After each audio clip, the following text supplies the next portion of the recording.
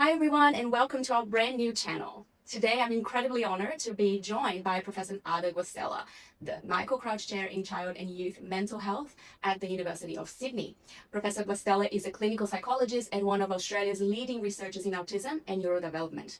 Through his work at the Brain and Mind Centre, where we are today, and the Clinic of Autism and Neurodevelopment, he has helped shape our understanding of autism across the lifespan and improve the lives of countless individuals and families. On a personal note, I also had the privilege of having Professor Guastella as my research supervisor during my postgraduate studies. So it's an absolute pleasure to have him here today. All right, Adam, thank you so much for being here. Great to be here. Okay, so before we dive in, could you tell us a little bit about your work and your research and what first drew you into autism research? I mean, that's a really big question. Yeah. Okay, we're done. Look, my work generally looks at how to improve support services for autistic people, and whether that's psychological therapies like CBT, or it's about improving service pathways around assessment for families and children in public health systems. So some of the two big projects we're working on at the moment is we've established the Australian Child Neurodevelopment Registry, which is embedded in a lot of health services in the nation.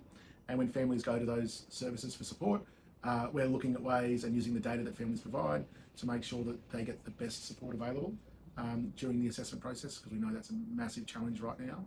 And then probably the other significant area is in the adult space. We do a lot of work around mental health and helping to develop tailored programs and trials for depression, anxiety, and things like that. Yeah, people are talking about it. So looking back, are there common childhood signs that have been overlooked and misunderstood typically in adults that get it late in life? So the idea of a neurodevelopmental condition and understanding how, I guess, children, adults learn is grounded in this notion of providing support so that people can live their best lives. And so when we go back in time, if you went around to the pre-1900s, children that may have had a lot of difficulty with self-care, or they may have been put into an asylum, and they may have been labelled as in a way which meant that extreme. There was no sort of hope for improvement, or the notion of prognosis intervention wasn't considered. Around the post-World War II era, there's a real focus on what can we do for children and adults to help them to live their best lives. There are lots of studies around how do we understand the different needs of children, what are the different conditions that might need intervention. And from really a lot of those studies, the notion of ADHD and autism emerged. And so if we fast forward then to 1980s, we're getting sort of initial well-characterised descriptions of what autism criteria might be. And then it's sort of like the 1990s where it really started to become a diagnosis and a thing that was commonly talked about. And so, but back in those early days, we're talking 1990s, the rate was probably about 150. And 1 to 150. One in, around that. And it was often seen as something that was associated with non-participation in mainstream areas. The notion of autism has changed a lot since then. When we see the big increase has been in those children and adults that do participate in mainstream settings, but have different needs. So if we look at those children, if you like, presented with the most severe or difficulties with self-care and language development, there hasn't been a big increase in that group. So that was diagnosed well in the 90s, and it continues to be diagnosed at a similar rate now. Would that be autism level 3? Yeah, not 1 and 2 so much. Not in that it doesn't map perfectly onto that, but yeah, in that general sense. But the real increase has been in if you like, the kids that are in mainstream schooling, and the adults that are in workplaces. And what's really common now is, because we are much better at detecting and doing standardised assessments with these groups of people, that we'll often do assessments with children, and then that will result in detection in parents as well. So when there's been studies that have looked at actually older cohorts, like the over 65 group, we see actually autism is just as common as in a diagnosis. It's just some studies suggest that 9 in 10 older adults just never get picked up. And the obvious reason for that is there wasn't the same process back in their day of assessment. And there is huge debate. At what point should we be focusing on the individual as needing intervention to live their best life, versus they have a style or a personality trait which needs to be recognised and supported in the environment the appropriate way. And so, and that debate centres around, do we actually need to change environments like workplaces and schools to better meet the needs of the individual, versus do we need to do anything for the individual to help their own development and their own outcomes. So recent research has also highlighted that autistic women and gender diverse people are diagnosed significantly less than men. Why do you think that continues to happen? There's the issue of the diagnosis itself, and we think that there are genetic factors that are likely to be more common in males associated with autism. So there may be a real gender bias towards males. The issue you're raising is this issue of underdiagnosis, and we know that females are much more likely, and gender diverse individuals are much more likely to be underdiagnosed in comparison to males. So some of the reasons for that are partly the criteria itself. There's some criticisms that the criteria may be more driven to a male presentation. Some of the behaviours are typically more male, and the thinking styles, systems and processes that are emphasised tend to be more commonly associated with the male gender. But at the same time, we often see some of the similar needs, similar presentations in females, with some debate about whether the criteria itself needs to be adapted. The second part is socially. Females, as a stereotype, if they're quite introverted, for example, fewer questions are raised. If they don't participate, fewer questions might be raised. If they go along with things, and then it might be seen as more common as a female than a male. Likewise, some of the the challenging behaviours that happen in classrooms that might be associated with autism can be more frequent in males. So when challenging behaviours are picked up as being, if you like, disruptive to the classroom, it's often a male. It's more frequently a male. Where that leaves us is we see a lot more females presenting to our adult services who've sort of flown under the radar, haven't been picked up, and are self-diagnosing and wanting a really good assessment, and often being picked up at the assessment. It's really important for the field to acknowledge that and to think about what we need to do to change our assessment practices to better meet the needs of both females and those that are gender diverse. If anyone is watching this interview and is thinking, that all sounds like me, which I know it will happen, what would be your first recommendation, what they should do first? Depends who you're talking about. So the first step is to think about why we even bother talking about autism and ADHD. Like, we have this discussion around, we're diagnosing too many people, or, and often families will have to go through the process of, and individuals themselves go through the process of going, is this something that I want to pursue? Yes. Yeah. And that often, isn't straightforward. There's often issues of stigma, discrimination, and also resources and what the value of a diagnosis is.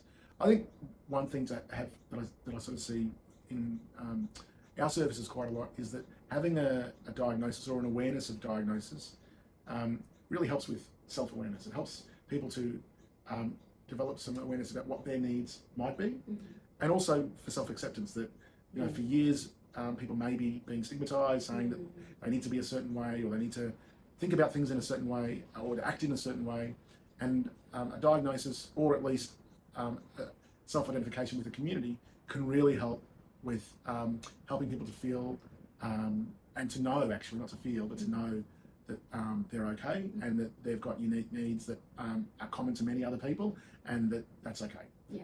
As an adult, I think the discussion changes to, what is the process for getting a diagnosis? Do you want to? For many people, it's a very expensive process. Yep. What is the benefit of doing that for you versus if you self-diagnose or you discuss? It should be a discussion with a health professional as well, and also others in the community.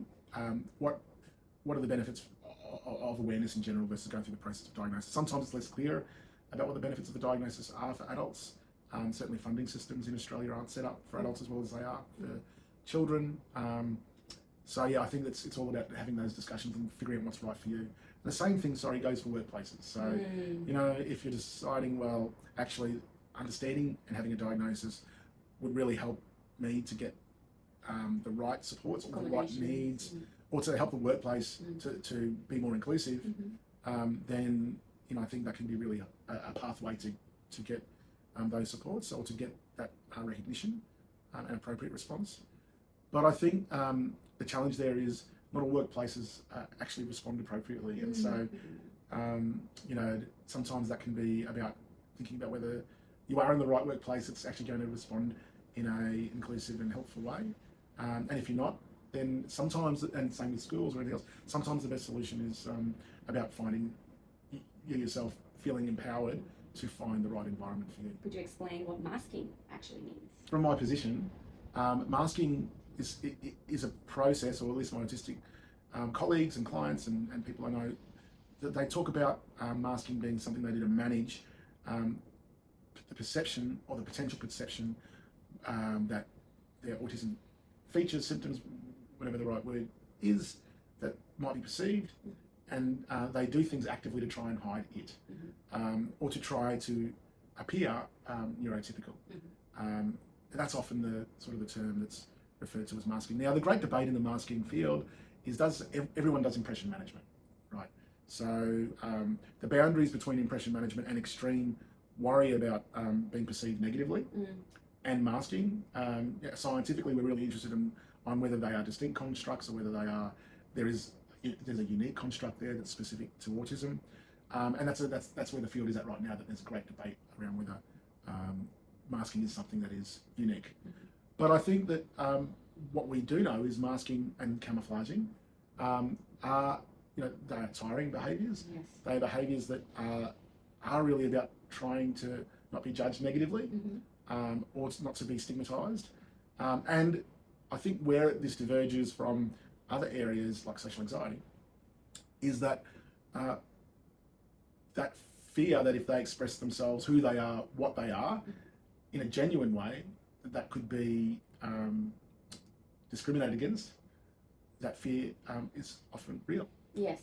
So the issue around masking is recognising that it's not just about the person hiding who they are because of fear, but because protection it's all often about safety.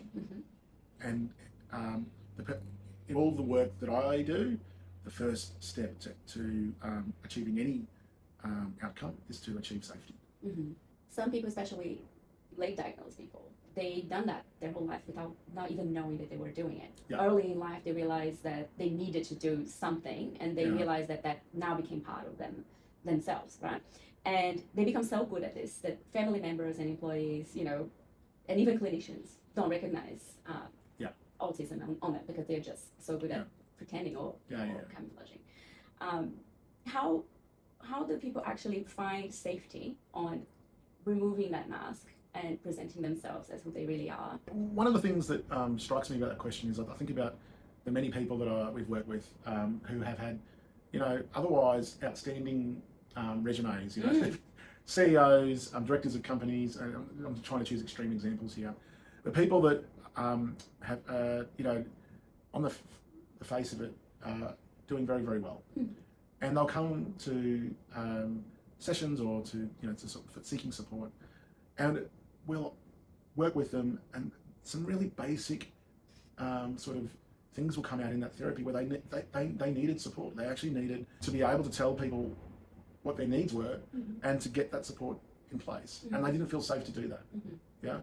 And so it has struck me that people have sort of had to live with anxieties, depressions.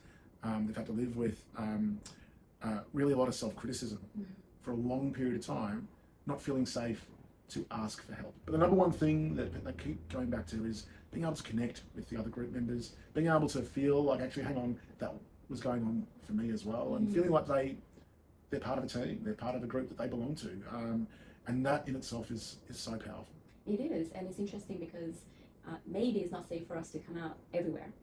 But having the self-understanding, and then understanding that there are some groups and some places that you can, be 100% you can then focus your time and reducing your time on masking time and having more you time and less masking time. I think for each individual, it's about looking at how much effort, how much distress, how much is that to mask and also to hide yourself, how much is that impacting your life. And sometimes, for a lot of people, it can be really a weight off their shoulders when they feel like they don't have to do that anymore. Yeah. The long-term effects of self-criticism, persistent, and long-term effects of having to work hard to hide, both of those are, of course, linked to mental health challenges, depression, anxiety, burning out, and also can be really disruptive for relationships because you don't feel like you can trust others and you don't feel like others, more importantly, can support you. Which we see a lot as well with the LGBT community, as they have similar struggle for different reasons, right? Yeah, absolutely. So many autistic adults are incredibly capable, highly educated, and deeply committed to their work. So why do they struggle with job stability? I mean, that's such a... You're asking simple questions, thanks very much. Yeah. Can you give me like a yes/no question? No, we don't do this here. Being part of a team and feeling like you are part of the team is really, really important. And when workplaces aren't particularly inclusive and they don't support individuals in a way which is good for their mental health, that can make attending work a real struggle.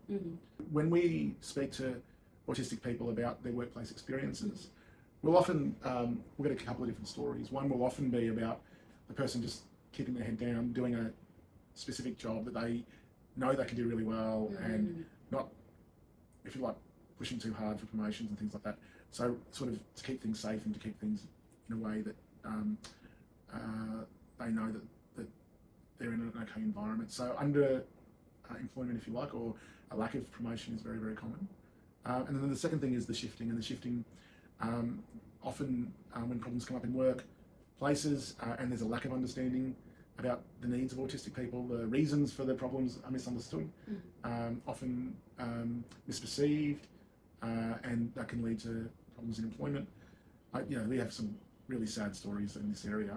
I remember one person came out and told their employer about their diagnosis, and then the employer went, well, now that we know about your diagnosis, you should be in the paper rooms. Oh my God, okay. Not client-facing roles, and that analytical or not dealing with people. And that sort of stuff can then lead to people feeling undervalued, stigmatised. Yeah. And then we've had cases of the complete opposite of what you're talking about, where they're getting promoted so quickly because they're doing so well that workplaces get frustrated because they're like, we've got to stop promoting this person. But they're going to become the CEO next. Yeah, but I guess the big story out of this really is that the reasons why workplace can be really difficult are multifaceted. That it's sometimes about knowing what to ask for in the workplace and the workforce making clear what's available. It's sometimes about communication styles and there being misperceptions. It can also be really about things that have got nothing to do with work. A lot of people will say the lunchroom or the coffee time is the most stressful time, and knowing how to navigate that. If the way that you think is a very systems and process way of thinking, a busy group environment can be the worst environment you can be in. Yes. So and those sorts of things may have nothing to do with your job performance. And the sad thing is, we often see that those factors can play a big role in whether people can stay in their jobs.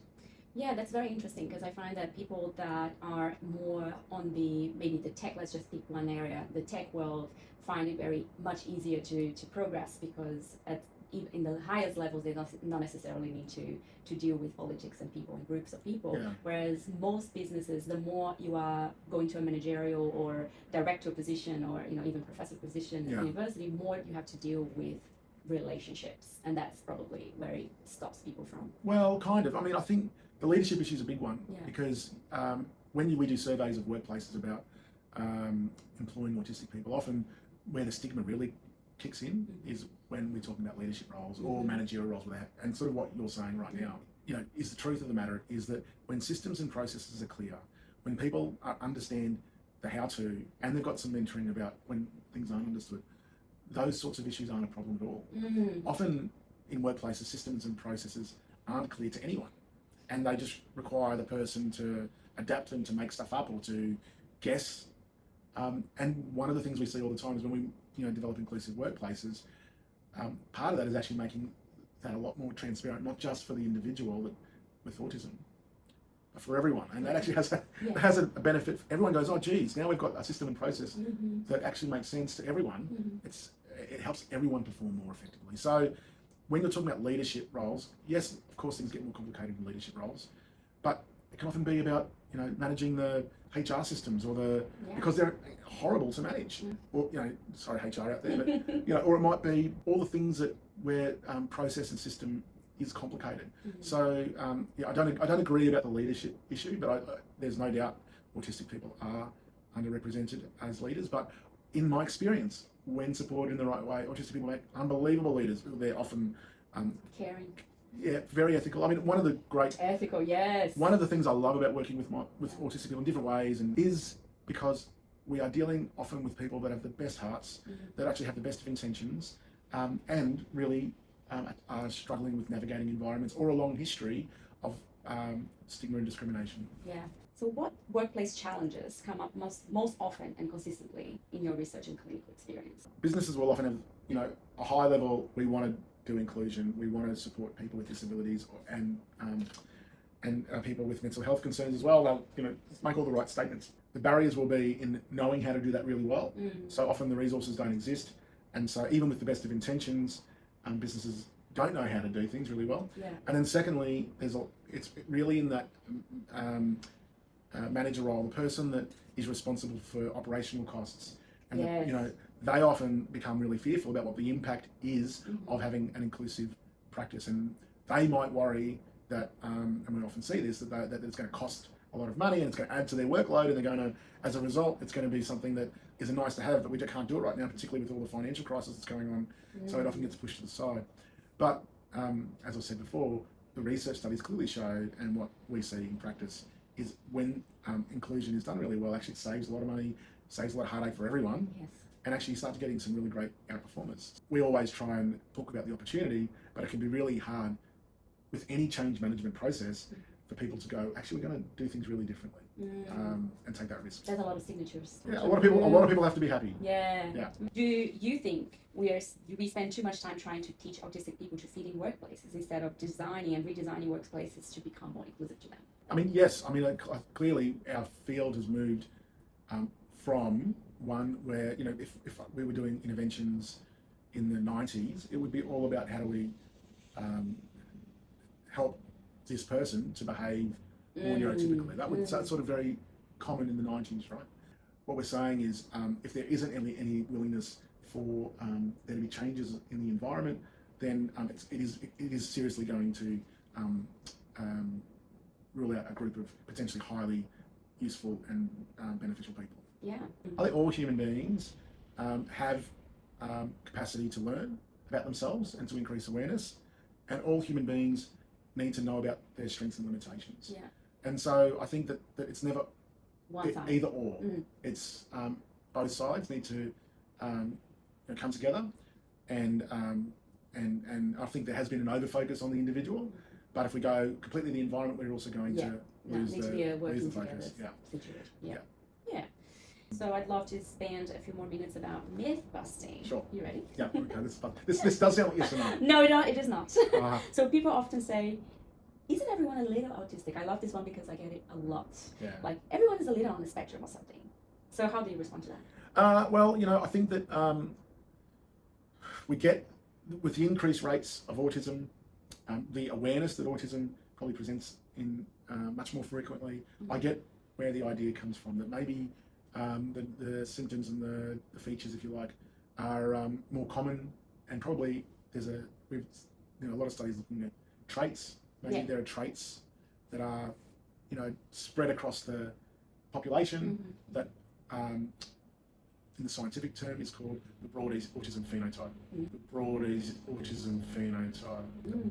So the genetic studies show that there is like a broader autism phenotype, but the controversy in this discussion is equating autism traits and that spread of, some people are more in this way than others, as being that is the same as talking about autistic people and not, because it's not. The reality is autistic people that are diagnosed or meet the criteria really are have a qualitatively different set of needs, and need to be recognised for those needs, not dismissed as just everyone's got a bit of that. Yeah.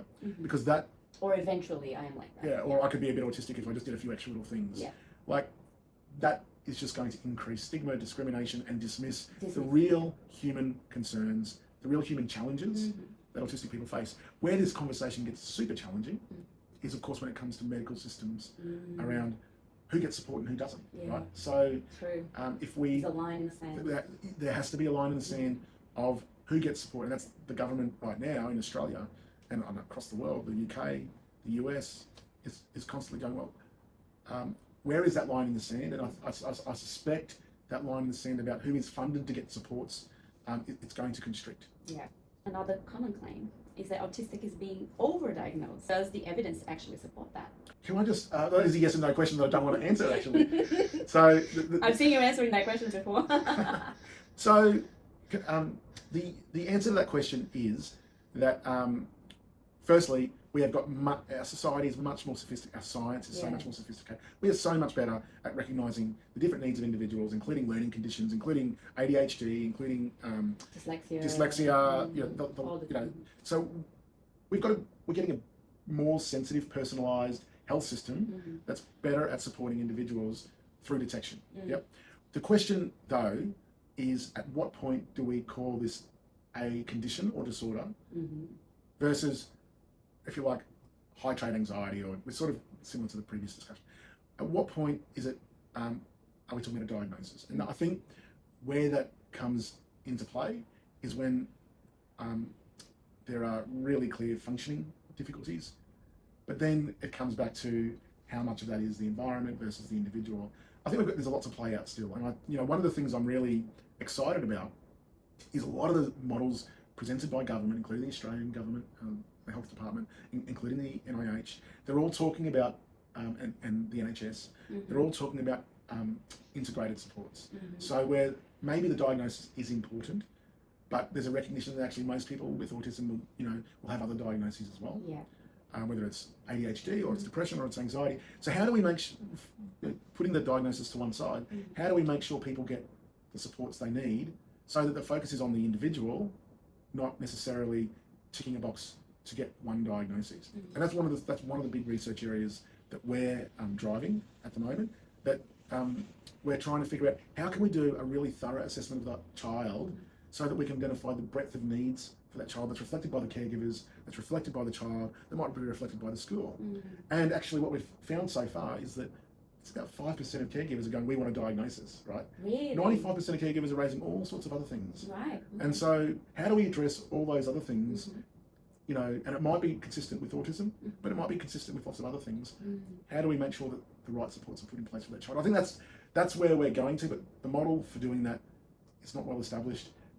And historically has been go to this centre and get that diagnosis, then go to that centre and get that diagnosis, and go to another centre and get yet another diagnosis. $5,000 each centre. We're at 15 grand then. Yeah. So how do we change all that to go, actually let's just get the needs of that child, let's respond to those needs, and family and adults, and have a scientific framework for doing that really well.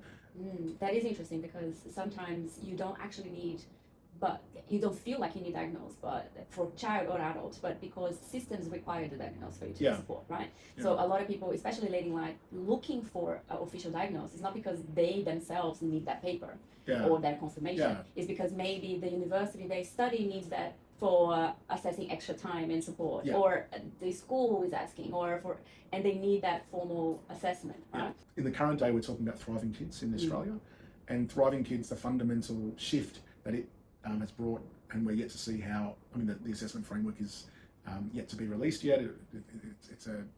People are working feverishly to make sure this is going to be implemented in the next few years. But the fundamental shift has been removing the requirement for a diagnosis to get supports. And so, as I said, that sort of model is being proposed across the world right now, but largely due to the cost and extensive wait times of getting the diagnoses and the limitations of the diagnostic approach. But the new model is yet to be established. So we're looking forward to being part of the story about how we do that really well. So what do you say to someone who tells an autistic person, well, you don't look autistic?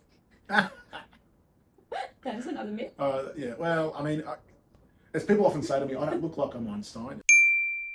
That's just, it's just a bad joke. But, I think that we have moved away from that autistic people had a certain brain shape, or they had a certain, if we go back to phonology, they had a certain skull feature and brain size physically. And there's also been investigations in the earlier days that about gait, a certain way of walking, and so long in the history, and part of this is tied to where the idea of a child development diagnoses came from. It was from this notion that children with a developmental delay had a medical problem. And in the very, very early days, medical problems were often linked to something physically obvious. So that, there has been this sort of range of theories to go, well, what is that physical obvious sign for a neurodevelopmental condition like autism? And there are some hints, like there are some gait differences for some autistic people. There is some sort of discussion around head size at different times, but it's debated. And the reality is that background has led people to say, oh, well, I know what autism looks like. Yeah. Clearly that's not the case. And I think, we have to help we have to wear this now. Yeah. You have to wear your lanyard now to let people know if you're not that obvious. Yeah. Is autism another form of introversion? Yes or no? That's an easy one for you. No. No. No. If you could correct one misconception about autism overnight, what would it be? I'm going to say something too ideological. I mean, really, I think we're living in a society at the moment that has become harder. Like, the basic living costs are harder. People are really struggling to house themselves, to feed themselves, to educate themselves. And I think it's hitting populations with disabilities far harder than other populations. If there's something I could change overnight, it would be that we actually have, a society, we actually promote a society that looks after each other and puts the support needs of other people as a major priority. Yeah, if there's something I could shift, I would like to be able to shift that. Beautiful. It's perfect for social justice people who are watching. So when people imagine autism, they often focus on challenges, but what does a healthy, fulfilling, and psychologically safe social life actually look like for autistic adults? Firstly, it's going back to an autism specific thing I'd love to change. I would love for people to be able to see the good in themselves, and to have that from birth, to have that in their families, to have that at school, to have that with their friendships. There's often a lot of good that gets missed. And in therapy, the first thing we do is we try and set safety up. We try and set that up, and recognising the good is a big part of that. What's something clinicians themselves still misunderstand about autism? What I see frequently is, firstly, not recognising that safety is fundamental to the therapeutic relationship in general, but also particularly for autistic people who've got a lot of history that can really make lots of environments like the therapy room feel unsafe. And what that means is, if therapists challenge, if they correct, if they implement strategies that they think are effective, but it challenges safety, then that really disrupts the therapeutic relationship. And then the second part of that is, a lot of therapists don't get sufficient training in what is unique about the needs of autistic people, and how that can impact their conceptualization of how to change or deliver therapeutic outcomes with the client. So, as one example, sensory features are oversensitivity or hypersensitivity or undersensitivity to sight, sound, touch, taste or smell can be a real part of the diagnostic criteria. And it can play a real role in presentations around mental health like anxiety and depression. And it's not just, let's make an environment safe by providing headphones and reducing light and noise and stuff. It can be much, much more than that. It can be about how sensory features trigger core beliefs, can trigger fears, and they themselves become part of the cognitive behavioural model itself. More complex. Much more complex. And so, how do you create a safe system where system and processes are respected and understood, that enables someone to take the risk to shift their behaviour? I think that way of thinking is not well articulated in a lot of therapy manuals, and it's particularly important for autistic people. I think that's sort of the next wave of development for the field. I think we've done let's create a safe environment by reducing sensory stuff and creating modelling and using imagery. I think we've done that to death now. We need more sophisticated models. Yeah. Why do autistic adults often experience challenging friendship and romantic relationships? So, I think the double empathy problem was coined and written about by an autistic researcher with a lot of lived experience, and really wrote about his experience of relationships and communication styles. And the big sort of feature of the double empathy problem is that if you can communicate with someone who has similar needs and similar styles, they will understand you and you'll understand them more effectively. And that maybe there's a mismatch that for some people in relationships, they don't communicate in the same way. Yeah. They don't have the same style and things get misunderstood. Yeah. And so what I think is universally loved about the double empathy problem is it doesn't blame that problem on any individual. It's like a unit problem. It's a dyad that needs to sort itself out. Mm-hmm. And so the dyad, if you're talking about couples, is about making sure that each person in that dyad can really spend the time to understand the position of the other. What's going on for that other person? Now that requires you to probably do it at a time when you're not stressed, requires you not to be making dinner and cooking and I don't know, doing your executive summaries from work at the same time, is about spending some time to actually give it the priority. It can be harder for autistic people to express their needs. It can also be harder for them to listen to other people's needs. And so often we'll spend a lot of time in therapy for anxiety, depression, or relationship management stuff, whatever, just stuff that everyone comes to therapy for. And a lot of that time, will be about first spending a lot of time so that I can understand what's going on for the person. And often need much more time with autistic people, maybe because of my communication style, just to really understand what's going on for them. And secondly, we'll have to probably spend a lot more time breaking down what's going on for the other person so that that can be understood and for that person to be able to, and do the same thing for the autistic person. So I think that the first thing I think is communication becomes a fundamental issue that often there's lots of misinterpretation, jumping to conclusions. It can turn into a battle zone. I remember when Aaron Beck was talking about divorced couples, and he would talk about divorced couples as if they were going to war with each other, as if they were holding their sides, ready for battle, and holding their positions at all cost.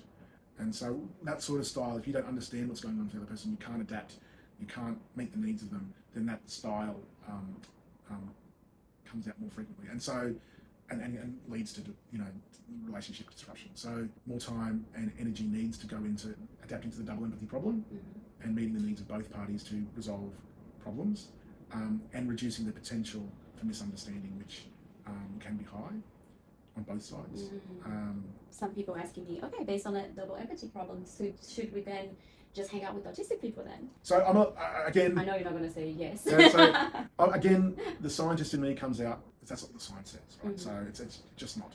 If I was to guess what that research will show, is that it will show that fundamental skills about listening, acceptance, reducing blaming, hostile communication patterns, will be fundamental to the resolution of issues. And you probably are likely to get less stigma and discrimination with people that are more like you, right? Yeah. Less misunderstanding. That would create a very boring world if you just hang out with people that it's just like you. Yeah. And and that's not what you want. I don't think autistic people want that. No. I don't think I want that. I'd be a little bit scared if I hang out with me. So I think the solution is actually to help people to understand, and relationship therapists do this really, really well. I see a lot of adults and their parents and trying to get really good at this, but really trying to be there for the other person. So you're responding to the needs, not the dispute. Yeah. And then there is some coming together of the middle. Now, all that is true except for one field, which is if there is a fire burning, that is, if there's really a thing in the relationship which is dangerous, abuse, then it's not okay. And it can be both ways. So autistic people often get into relationships where they can be abused. And the other thing can be true that as a result of stress and a variety of other things, they can do things that are unhelpful for other individuals or they're abusive. So I think where that exists, there has to be really clear boundaries about that. And with a blanket, it's never okay. But otherwise, it is about sitting with each other and trying to improve communication styles. It's not utopia. It is actually achievable, but you have to spend the time with your other significant other person you're working with to work through it. Yeah. And as if you go to the relationship therapy side, lots of things get activated, and it can be really hard to shift long-standing patterns. But on the whole, it should be something that we should be able to achieve if the right intentions are there. Yeah. What advice would you give autistic adults trying to build healthier and more sustainable, like long-term relationships? There's lots of things that could create barriers to relationship development. Some of it's practical. Are you in environments where you're likely to meet people? Are you doing things that that can promote participation in activities, and are you seeing the same kind of people each week? Are you leaving the house? That enables you to give a platform to meet people and develop relationships.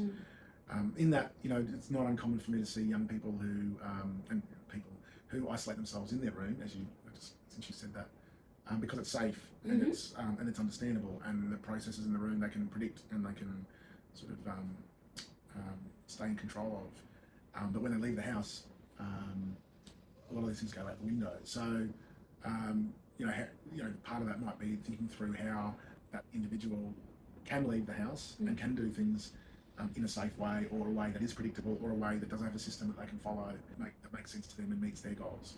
So, it's not straightforward. But so I think part of it is how you participate. The second thing is, I think a lot of work needs to be done by individuals sometimes to understand themselves, so that they know what they need and know what they want, and they don't just fall into relationships that aren't healthy for them or good for their needs. Talk about diagnosis, because that's what everyone really here for, I think. Right. So if someone decides to pursue an assessment in Australia, that's what we are. What does that process look like? For adults, children? Yeah, adults. Well, at the moment, there aren't funded services for adults to get a diagnosis, so that makes it really complicated. My phone rings daily for people asking if I can help them get a low-cost diagnosis. And the answer to that is we don't have a system. That goes back to trying to understand the purpose of a diagnosis. What can you do? You could speak to the local health professionals that you work with to see if there are any solutions. Very quickly, in our current society, it'll turn into, well, you've got to pay some money. Yeah. And usually that's a few $1,000s, or there are cheaper ones around, but that can be hard to find. So the way I think about this also is, who is the person that you want to be the coordinator of care? They're really important. They sort of, okay, we've done the assessment, got the diagnosis, but what do we do next? Yeah. And often people will spend a lot of time and money going to the diagnostician to try and get the diagnosis, but then not have anyone to help them to navigate and to coordinate care. So often that coordinator of care could be a psychologist, it could be a GP, it could be a psychiatrist. Psychiatrists are often very, very good at being that coordinator, but making sure that that person is also the diagnostician or is linked to the diagnostician, so that when it's done, there is a process for what to do next. But normally the person who does the diagnosis would be a psychologist, a psychiatrist, sometimes a social worker, depends on their training. So it really, your first step would be to go to probably a GP and ask about the people in your area. So beyond receiving the label, right, what practically changed after that diagnosis that you see? Do you see that is actually helping people by receiving it? And what did they Yeah, I mean, I think I'm only going to talk about my own experiences that I've had with clients and also with colleagues and participants. But there'll often be a big debate early on before the diagnosis, whether they really want the diagnosis, whether it's going to be helpful for them. There'll be some fear about the stigma of it, the discrimination aspects of it, and people are on their own journey about it, right? So, I think that there'll be some toing and froing typically around making that decision. Often, though, once they go through the process of a diagnosis, the most common response is one of increased awareness about their own needs, and what repeatedly gets told to us in our group programs or by individuals in different ways is a relief that they now understand and have got a better framework for how to support themselves and to seek the needs. Yeah. There can also be a huge amount of frustration then about getting the supports they need, and feeling a sense of being let down by various systems because they can't get that. I would say 99% of people that I work with feel a huge, or have felt after the diagnosis, grief. Yeah. Well, I think in that case, going through the grieving process and recognising that loss is real. Usually with grief, the first step is to process it and sit with it for a while and explore what that really means about what you have lost, some depth. And then at some point, then thinking about, well, how do I move forward in a compassionate way with myself? What do I need to do to support myself moving forward? And being quite, your story just raises one of the most tragic stories and happy stories of my career. When I was treating, this is going back many, many years ago, I was treating not many 80-year-olds come to treatment, and he came to treatment for social anxiety. And he told me this long history of not accepting promotions, being quite isolated, not having partners, romantic partners, having... At 80? At 80. Wow. And, at the time I was very, very sad at how isolated this person was. Anyway, they did therapy with me. And I didn't do it, I'm not a star here, I did basic, good CBT therapies with him.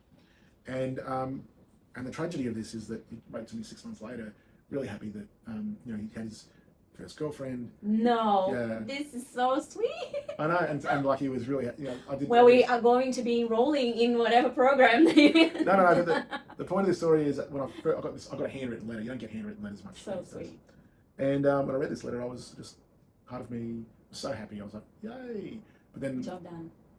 Part of me, teared up because I it was the amount of loss that this person had experienced, and in this case, he really just didn't get the right supports early on in life. And imagine his trajectory if he did. And so when there is grief like this, there is a reality that needs to be accepted that you have missed out. You did, and it's not minor. It's not to be dismissed or devalued. But it also at the same time doesn't mean there is no hope and there is no future. So you have to just, process the loss and the implications of that and move forward with what is it that I'm really grieving now that is the loss, because maybe there are things that I can do for my future to build that in there. And sometimes that in itself can be freeing. Now that you've got the skills or the knowledge or the awareness to make decisions that can really help you, maybe things can be more effective. And life experience. You got ahead of time. Yeah. This is not me, okay? Why do so many autistic people replay conversations in their mind over and over and over and over again, and sometimes days and years? This is one of those many different possible answers. So we take it. Okay, so we can possibly go to systems and process. Sometimes systems and process are very, very important, and when someone doesn't understand what's happened, they can go through the systems and process over and over and over again to try and make sense of it. Analytically. Sometimes it's about the emotion that's linked to it. Yeah. So it's often, when these things happen, it's often shame and guilt are often or embarrassment may be drivers of trying to make sense of that. Autistic people will talk about, but I've worked with, not everyone, will talk about key moments in their life that really changed their life direction in a really negative way. And the sort of range of emotions that emerges from that: anger, sadness, fear that maybe this is affecting my life in such a negative way. So I often see that when people attribute this life experience to causing such diabolical outcome on their life, they revisit it over and over and over. It's like a trauma. There's a whole range of reasons, but in my experience, I'm working with a lot of people at the moment that we're going back to those particular situations to really break apart the systems and process, and then disentangle it from some of the negative assumptions about themselves or other people around them, to try to help them to move forward. Professor, thank you so much for your time, for you, sharing your knowledge and generous of your time. I really appreciate it. I'm sure that everyone is having a lot of their questions answered today, and it will help a lot of people move forward as well. Thank you. Yep, no worries, and thank you for watching. And just to be clear, this is from my experience. Everyone lives their lived experience. Of course, yeah.